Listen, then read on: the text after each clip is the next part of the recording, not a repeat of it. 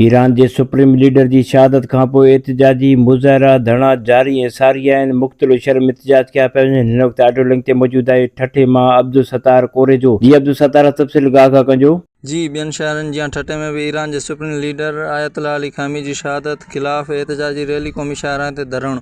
ठटे शहर में ईरान के supreme leader Ayatollah Ali Khamenei की मुबीना शहादत खिलाफ़ वॾे पैमाने ते एहतजाजी रैली कढी वई, जंहिं दौरान क़ौमी शाहराह ते धरणो हंयो वियो ऐं ट्रैफ़िक मुकमल तौर मुअत्तल थी वई।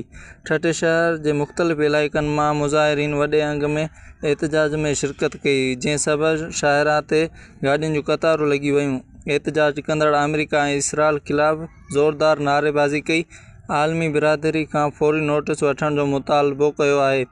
मुक़र्रिरीन चयो आहे त हू ईरान सां इत्तेहाद जो इज़हार कनि था ऐं मुस्लमान उम्मत ख़िलाफ़ थींदड़ ज़ुल्मनि ते ख़ामोश न बीहंदा। हिननि चयो त जेकॾहिं आलमी क़तारूं पंहिंजूं पॉलिसियूं तब्दील न कंदा त एहतजाज जो दाइरो वधीक वधायो वेंदो। एहतजाज सबबि क़ौमी शाहराह ते ट्रैफ़िक रवानी कलाकनि ताईं मुतासिर रही। जी ठीक है, तफ़सील ॾियण जी महिरबानी।